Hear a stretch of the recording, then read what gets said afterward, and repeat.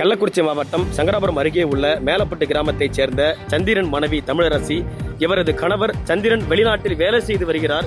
இந்த நிலையில் கதவை திறந்து வைத்துவிட்டு வீட்டில் தனியாக தமிழரசி மற்றும் அவரது குழந்தைகள் மற்றும் தாயார் உறங்கிக் கொண்டிருந்த போது தமிழரசி வீட்டின் பின்பகுதியில் உள்ள விவசாய நிலத்தின் வழியாக வீட்டுக்குள் நுழைந்த மர்ம நபர்கள் தமிழரசி உறங்கிக் கொண்டிருந்த போது அவர் கழுத்தில் அணிந்திருந்த 6 பவுன் தங்க தாலி செயினை அறுத்துக் கொண்டு தப்பி ஓடியுள்ளனர்.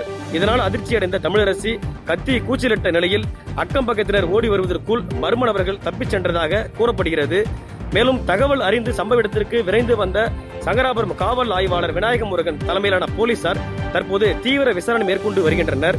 காவல்துறையின் முதற்கட்ட விசாரணையில் தமிழரசி வீட்டின் பின்பக்க விவசாய நிலப்பகுதியில் இருந்து வந்த மர்ம நபர்கள் அடையாளம் தெரியாத இருக்க உடம்பு முழுவதும் வண்ணப்பொடிகள் பூசி வந்ததாகவும் கூறப்படுகிறது. மேலும் அரை நிர்வாண கோலத்தில் வீட்டுக்குள் வந்து வீட்டின் தனியாக இருந்த தமிழரசியில் 6 பவுன் தங்க தாலி செயினை அறுத்து சென்றதாகவும் சொல்லப்படுகிறது. மேலும் வீட்டில் தனியாக உறங்கிக் கொண்டிருந்த பெண்ணிடம் 6 பவுன் தாலி செயினை கத்தி முனையில் அறுத்து சென்ற சம்பவம் பெரும் பரபரப்பை ஏற்படுத்தி வரும் நிலையில் ஏற்கனவே சங்கராபுரம் சுற்றுவட்டார பகுதியில் விவசாய நிலங்களில் உள்ள வீடுகளில் குறிவைத்து கொள்ளையடித்து வரும் சம்பவம் பரபரப்பை ஏற்படுத்தி வரும் நிலையில் இந்த சம்பவம் பொதுமக்களிடையே பெரும் அச்சத்தை ஏற்படுத்தியுள்ளது என்பது குறிப்பிடத்தக்கது.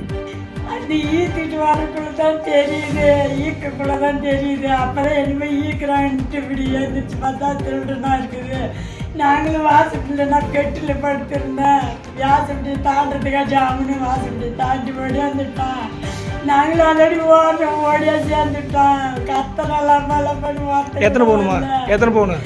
6 பவுனு தாலியோட தாலி 5 பவுனு தாலி துண்டு அது 1 பவுனு 6 பவுனு.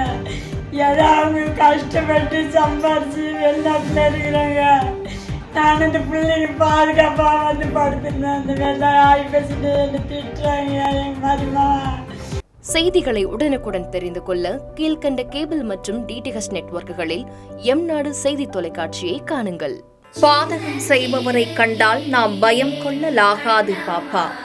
மோதி மிதித்து விடு பாப்பா, அவர் முகத்தில் உமிழ்ந்து விடு பாப்பா. அண்மை செய்திகளை உடனுக்குடன் தெரிந்து கொள்ள இணைந்திருங்கள் எம்நாடு தொலைக்காட்சியுடன்.